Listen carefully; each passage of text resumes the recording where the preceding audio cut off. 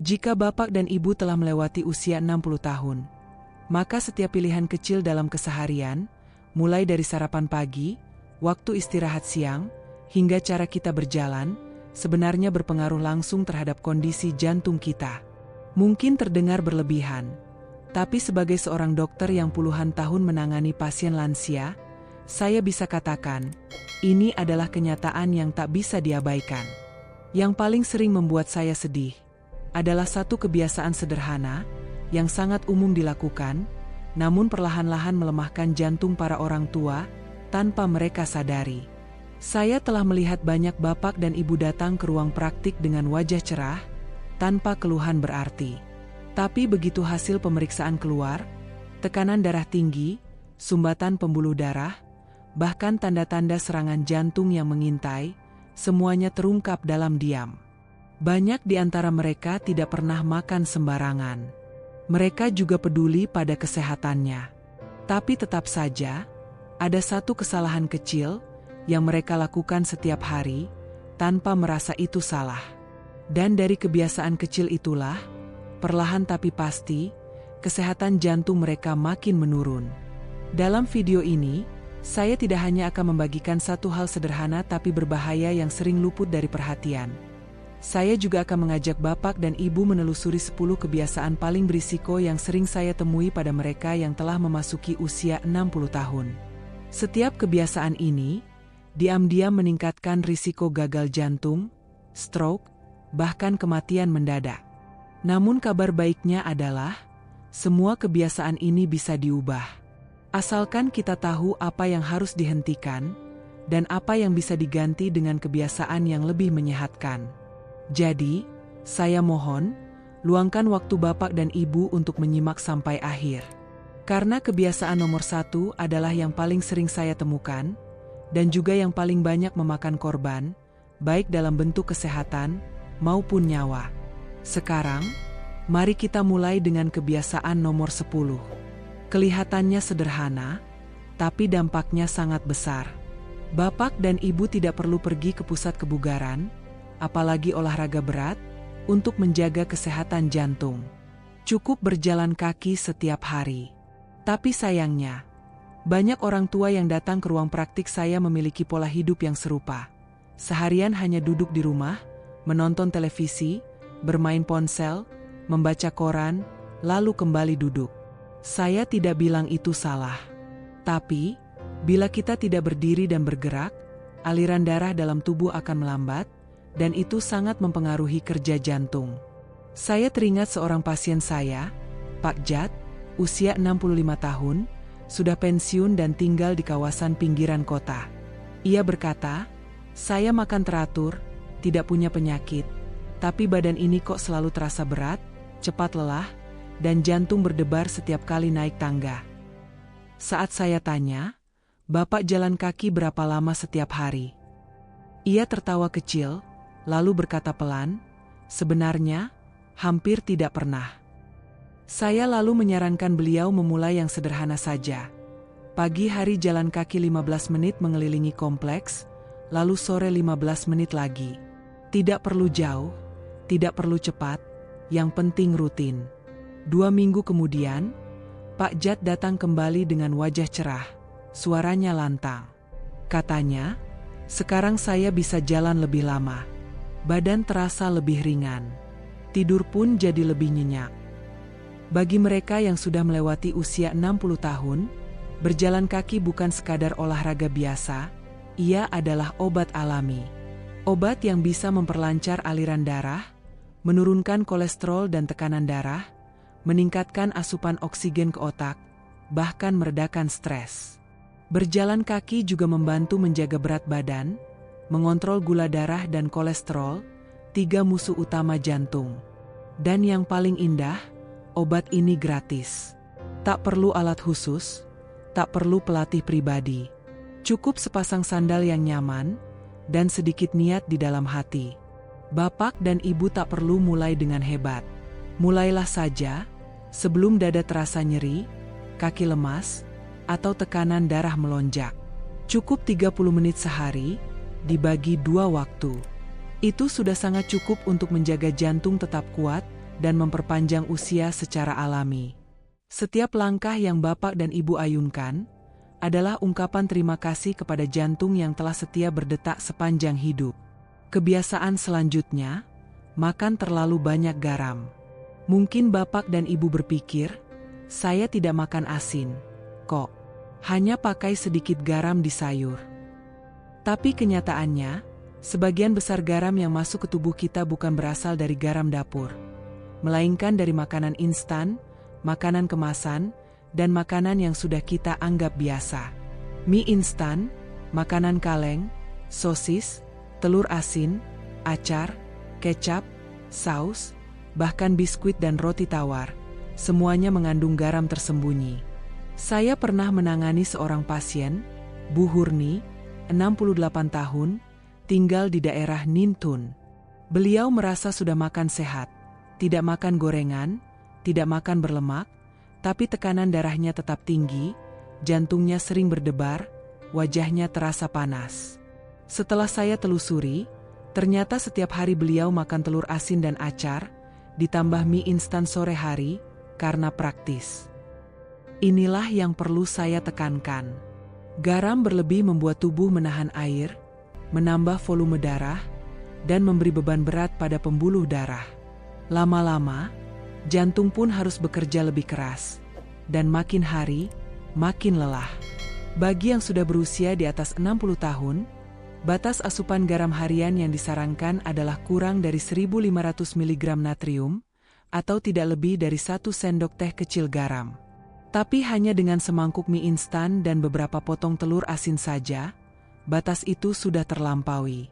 Maka saya sarankan, mulailah belajar membaca label makanan, perhatikan kandungan natriumnya. Kurangi pemakaian kecap, saus, penyedap, dan bumbu instan. Gantilah rasa gurih dengan bumbu alami, daun bawang, seledri, lada, bawang putih, perasan jeruk nipis. Lebih baik pilih masakan rebus atau kukus, daripada yang diasinkan atau digoreng dengan banyak bumbu. Awalnya mungkin terasa hambar. Tapi percaya saja, dalam 2 minggu saja, lidah Bapak dan Ibu akan menyesuaikan diri. Rasa alami makanan pun akan terasa lebih nikmat, dan jauh lebih aman bagi jantung.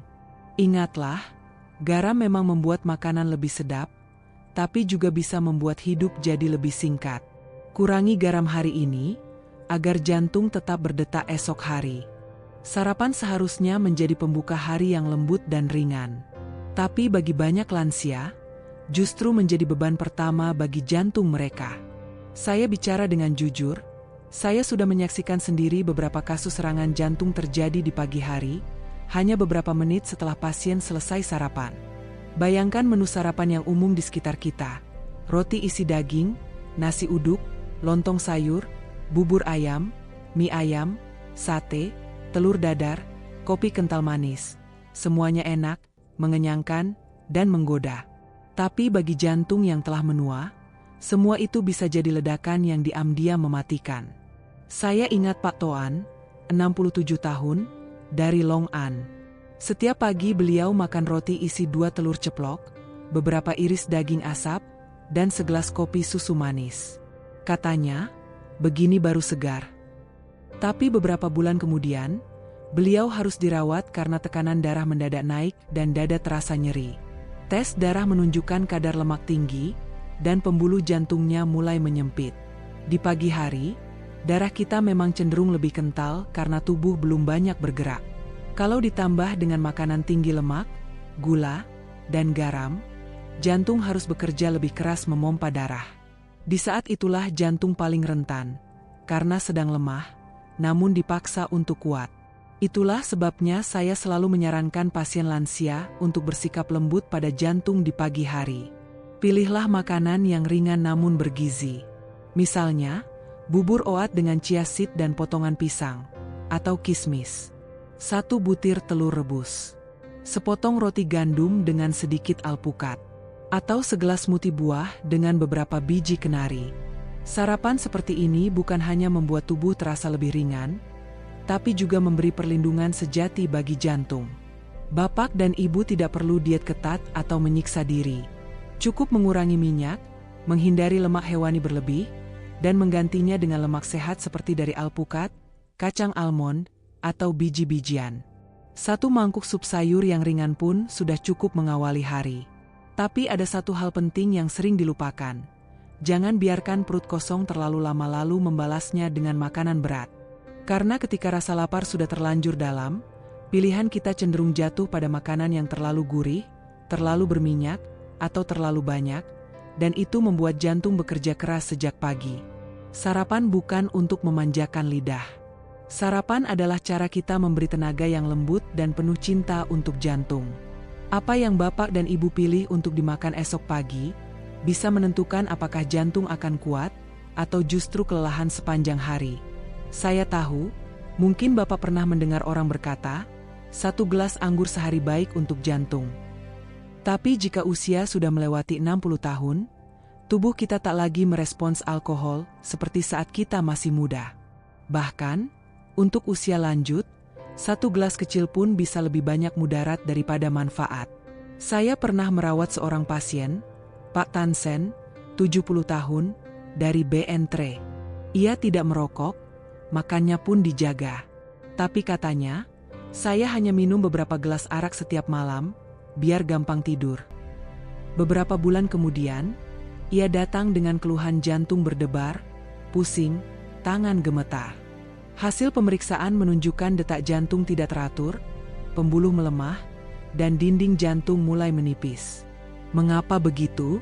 Karena setelah usia 60 tahun, hati kita memproses alkohol lebih lambat.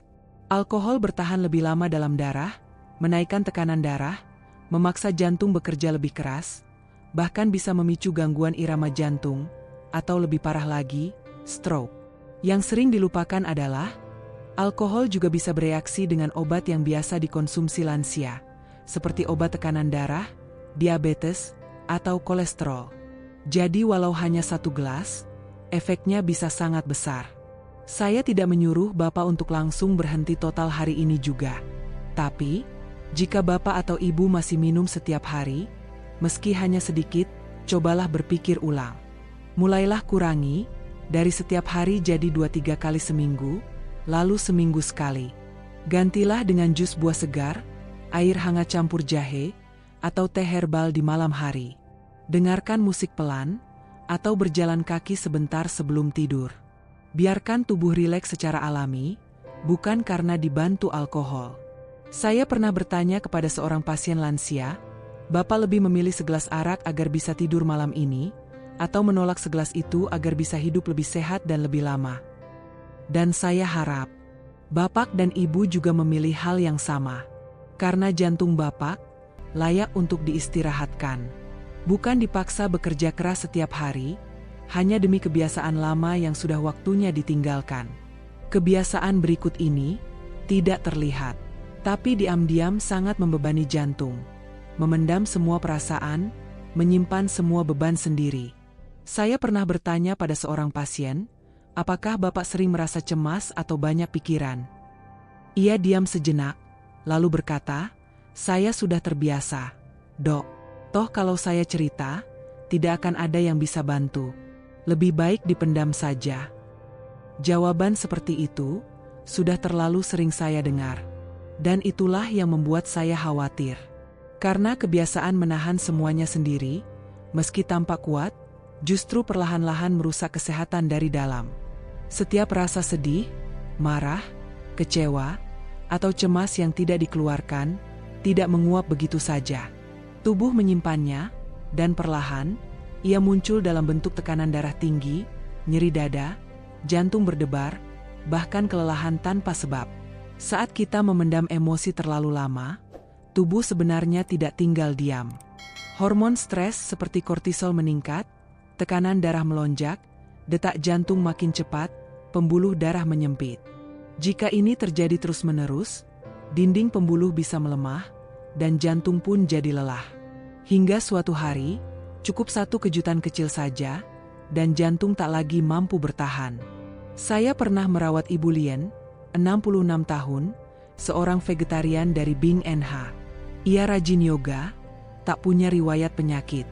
Tapi suatu hari, Beliau masuk rumah sakit karena nyeri dada dan sesak napas.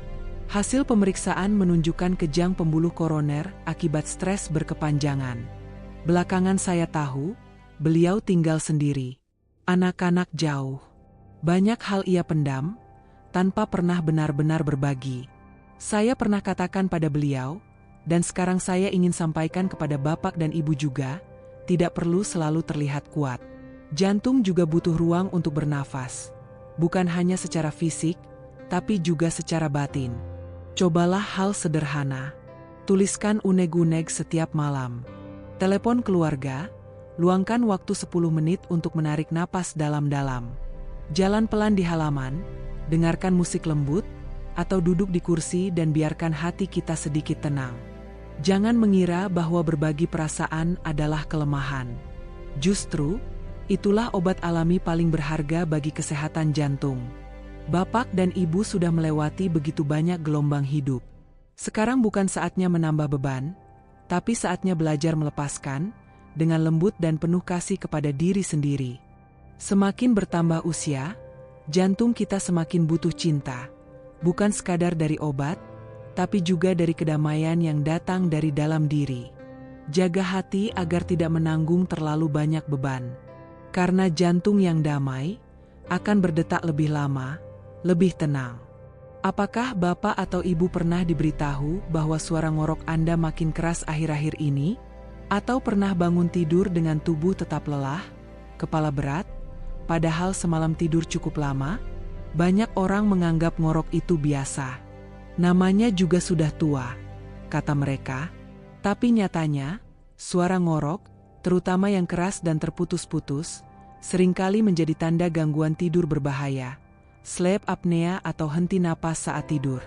Saya pernah menangani Pak Phuk, 64 tahun, dari CNTH. Ia datang mengeluh selalu lelah saat bangun tidur, sulit berkonsentrasi, dan sesekali sakit kepala tanpa sebab. Istrinya bilang, suami saya kalau tidur bunyinya keras sekali, seperti mesin, lalu tiba-tiba diam seperti tak bernapas, lalu mendengus lagi. Setelah diperiksa, ternyata beliau mengalami henti napas sedang, yang jelas berpengaruh pada kondisi jantungnya. Ketika kita berhenti bernapas dalam tidur, meski hanya beberapa detik, otak dan jantung langsung kekurangan oksigen. Untuk mengimbanginya, jantung harus bekerja lebih keras. Jika ini terjadi terus-menerus, risiko tekanan darah tinggi, detak jantung tidak teratur, gagal jantung, bahkan stroke akan meningkat. Tak banyak yang tahu bahwa sleep apnea adalah salah satu penyebab tersembunyi dari kematian mendadak di malam hari, terutama pada lansia. Kabar baiknya, gangguan ini bisa dideteksi dan diobati. Jika Bapak atau Ibu memiliki tanda-tanda seperti ngorok keras, terbangun tiba-tiba, lemas di siang hari, mudah lupa, atau sulit konsentrasi, segeralah lakukan pemeriksaan tidur. Pemeriksaannya bisa dilakukan di rumah sakit atau di rumah, dan pengobatannya pun beragam. Mulai dari alat bantu pernapasan, cap, penyangga rahang, mengubah posisi tidur, menurunkan berat badan, hingga menghentikan konsumsi alkohol. Dan yang terpenting, jangan anggap sepele suara ngorok. Bisa jadi, itu adalah teriakan minta tolong dari jantung yang kelelahan. Tidurlah dengan baik, agar jantung juga dapat benar-benar beristirahat. Saya tahu, soal rokok, semua orang sudah pernah dengar, rokok merusak paru-paru. Tapi banyak yang lupa, bukan hanya paru-paru yang jadi korban, jantung pun ikut menanggung luka. Baik Bapak sendiri yang merokok, atau hanya menghirup asap dari orang sekitar, semuanya berdampak buruk bagi pembuluh darah. Rokok membuat pembuluh menyempit, meradang, dan darah menjadi lebih kental. Dan semua itu adalah kombinasi yang diam-diam menghancurkan sistem peredaran darah kita. Saya teringat Pak LC, 70 tahun, dari VN Halong. Beliau tidak pernah merokok. Makanannya pun terjaga. Tapi ia tinggal bersama istri dan anak laki-laki, yang keduanya merokok di dalam rumah. Akibatnya, Pak LC sering merasa sesak, jantung berdebar, dan tekanan darahnya tidak stabil. Setelah dilakukan pemeriksaan, hasilnya mengejutkan. Pembuluh darah beliau sudah tersumbat, aliran darah tidak lancar. Ketika saya sampaikan hal ini, beliau hanya bisa berkata, "Tapi saya tidak pernah merokok, Dok." Saya hanya bisa menjawab, "Mungkin Bapak tidak merokok, tapi jantung Bapak tetap menghirup asap itu setiap hari." Tahukah Bapak dan Ibu, menghirup asap rokok meskipun sebentar, tetap bisa meningkatkan risiko serangan jantung, stroke, dan tekanan darah tinggi, sama seperti perokok aktif? Dan jika Bapak sudah merokok selama 10 atau 20 tahun, saya tahu, berhenti itu sulit. Tapi saya ingin beri semangat. Hanya dalam 24 jam setelah berhenti merokok, tubuh mulai membaik. Detak jantung mulai stabil, tekanan darah turun. Dalam beberapa bulan, pembuluh darah menjadi lebih lentur, dan kadar oksigen dalam darah meningkat. Artinya, jantung Bapak akan bekerja lebih ringan. Setiap hari tanpa rokok adalah langkah nyata memperpanjang hidup. Apakah Bapak atau Ibu punya kebiasaan memegang ponsel sebelum tidur? Membuka Facebook atau WhatsApp hanya sekadar melihat-lihat? Atau menyalakan televisi agar rumah terasa lebih hidup, lalu tertidur tanpa sadar?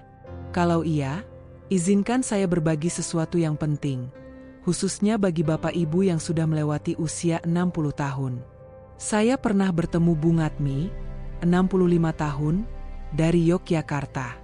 Ia bilang, kalau malam, saya nonton sinetron sampai jam 11 malam, baru bisa tidur. Tapi tidurnya nggak nyenyak, sering kebangun. Dan memang, itu bukan sekadar soal kurang tidur.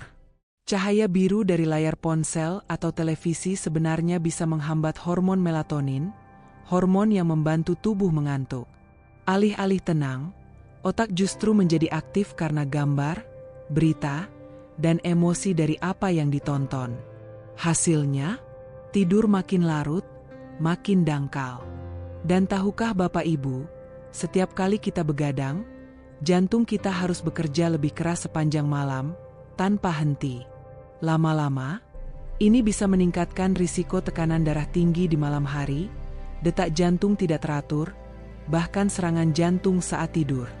Banyak yang tak menyangka bahwa begadang dengan HP atau TV bisa sama bahayanya dengan makan asin berlebihan atau merokok. Tapi bukan berarti harus meninggalkan teknologi. Solusinya sederhana, cukup matikan semua perangkat elektronik minimal 1 jam sebelum tidur. Gantikan dengan membaca buku tipis, mendengarkan musik lembut, atau sekadar tarik napas dalam-dalam selama 10 menit, ditemani cahaya lampu kuning yang hangat. Kalau rumah terasa sepi, putarlah suara gemericik air atau hujan ringan, suasana yang bisa menenangkan jantung. Semakin awal kita tidur dan semakin dalam kualitas tidurnya, semakin besar kesempatan tubuh untuk memperbaiki dan memulihkan kesehatan jantung secara alami. Ingatlah, setelah bertahun-tahun Bapak Ibu merawat keluarga, kini saatnya meluangkan malam yang tenang untuk merawat jantung sendiri. Saya tahu, di usia sekarang, ada hari-hari di mana kita lelah, enggan memasak, dan akhirnya memilih yang paling praktis. Mungkin sekadar mie telur, roti isi, atau sebungkus nasi uduk dengan ayam goreng dari warung depan.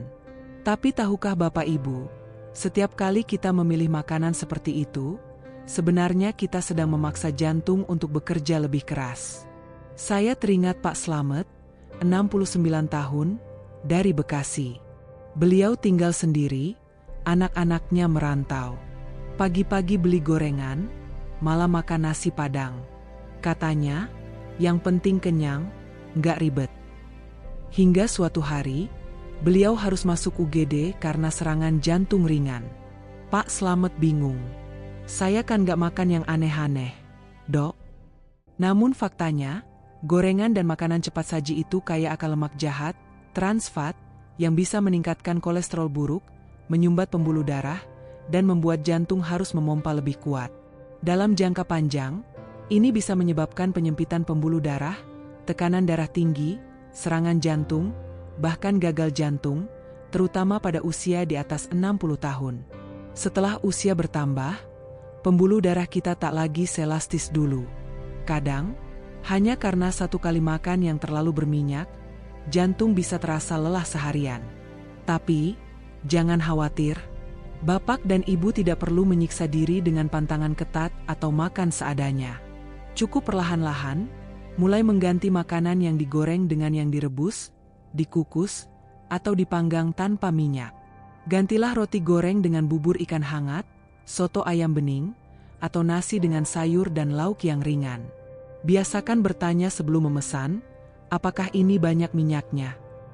Dan bila suatu hari Bapak atau Ibu ingin menikmati gorengan, pilihlah satu hari khusus dalam seminggu. Biarlah tubuh punya waktu untuk membersihkan diri dari racun yang tak terlihat. Karena makanan cepat saji memang cepat di lidah, tapi lambat dalam dampaknya bagi jantung kita. Saya sering berkata kepada pasien saya, jantung kita tidak selalu mengeluh langsung setelah makan. Tapi jika terus dipaksa diam dan memendam rasa lelahnya, akan datang saatnya ia tak bersuara lagi, karena ia berhenti sepenuhnya. Jangan tunggu sampai saat itu tiba. Mulailah dari piring di hadapan kita. Pilihlah yang ringan, agar jantung bisa bernapas lega. Dan satu hal yang paling sering membuat saya khawatir selama puluhan tahun menjadi dokter jantung adalah ini. Ketika seseorang merasa dirinya baik-baik saja, lalu berhenti minum obat tekanan darah. Saya menyaksikan terlalu banyak kisah yang menyedihkan. Seorang bapak usia 72 tahun di daerah pedesaan hidup sehat dan ceria. Beliau berkata, akhir-akhir ini tekanan darah saya selalu normal, 120 atau 130. Jadi saya berhenti minum obat. Sudah 2 minggu, dan tidak terjadi apa-apa. Tapi hanya beberapa hari kemudian, beliau dilarikan ke rumah sakit karena stroke. Padahal, semua itu bisa dicegah, hanya dengan 1 butir obat kecil setiap pagi. Tekanan darah tinggi memang tak membuat kita pusing atau merasa nyeri, tapi diam-diam, ia menggerogoti dinding pembuluh darah, membesarkan jantung, dan membuat pembuluh darah rapuh seperti kaca. 1 kali lupa, atau merasa terlalu percaya diri, bisa berujung fatal. Tekanan darah bisa melonjak tanpa tanda-tanda, memicu serangan jantung, stroke, atau hilangnya kesadaran. Saya tidak mengatakan ini untuk menakut-nakuti. Saya mengatakan ini karena saya peduli, dan karena saya bertanggung jawab. Jika dokter sudah memberikan obat tekanan darah, tolong jangan berhenti minum sebelum dokter menyuruh. Jangan mengganti, jangan menghentikan sendiri. Minumlah tepat waktu setiap hari. Bila sering lupa, gunakan kotak obat harian atau alarm di ponsel. Ukur tekanan darah di rumah 2-3 kali seminggu, catat hasilnya. Dan jika ada efek samping, segera konsultasi, jangan hentikan sendiri. Karena obat tekanan darah bukan untuk mengobati saat gejala muncul, tapi untuk mencegah agar jantung kita tidak terjatuh tanpa peringatan. Hanya karena Bapak dan Ibu tidak merasa apa-apa, bukan berarti jantung tidak sedang berjuang setiap hari. Hari ini, kita telah menapaki perjalanan bersama. Dari kebiasaan-kebiasaan kecil yang sering kita abaikan, hingga kenyataan besar yang bisa menyelamatkan hidup. Dan jika Bapak atau Ibu masih duduk di sini, mendengarkan dengan sepenuh hati, maka itu artinya, Bapak dan Ibu benar-benar peduli pada kesehatan diri. Masih ingin hidup sehat, bahagia, bukan hanya untuk diri sendiri, tetapi juga untuk orang-orang tercinta. Tahukah Bapak dan Ibu, setelah usia 60 tahun, semua hal kecil yang kita lakukan bisa menjadi penentu apakah kita akan terus tersenyum esok hari, atau tidak. Kita tidak perlu hidup dengan tergesa-gesa. Yang kita butuhkan, hanyalah hidup dengan benar. Benar untuk tubuh kita, benar untuk hati kita, yang setiap hari terus berbisik lirih, memohon perhatian. 1 gelas air, lebih baik dari segelas minuman keras. 1 kali berjalan kaki, lebih berarti dari duduk berjam-jam menyesali masa lalu. 1 kali ukur tekanan darah tepat waktu, bisa menyelamatkan masa depan yang masih bisa kita jalani dengan bahagia. Saya sungguh berharap, video ini tidak sekadar memberi Bapak atau Ibu pengetahuan baru, tapi juga menjadi permulaan yang lembut, untuk memulai kembali hidup dengan lebih pelan, lebih sadar, dan lebih sayang pada tubuh sendiri. Jika hari ini, ada 1 kalimat saja yang menyentuh hati Bapak atau Ibu, Jika ada satu hal kecil yang ingin Bapak atau Ibu ubah, maka mohon tinggalkanlah komentar, cukup satu kalimat saja. Saya akan mulai lagi. Atau cukup kata sederhana, terima kasih. Itu sudah lebih dari cukup untuk saya tahu bahwa Bapak atau Ibu masih di sini. Dan bahwa Bapak atau Ibu tidak berjalan sendirian. Jangan lupa tekan tombol subscribe dan nyalakan loncengnya. Bukan untuk membuat saya terkenal, tapi supaya setiap kali ada ilmu baru tentang kesehatan, Bapak dan Ibu lah yang pertama menerimanya. Karena Bapak dan Ibu layak untuk hidup lebih sehat, bukan sekadar panjang umur, tapi hidup yang sungguh berarti, hidup yang utuh, dan dijalani sepenuh hati, hari demi hari. Terima kasih telah mendengarkan sampai akhir. Dan jika hari ini, jantung Bapak dan Ibu masih berdetak pelan dalam diam, maka mungkin inilah waktunya untuk mulai benar-benar mendengarkannya.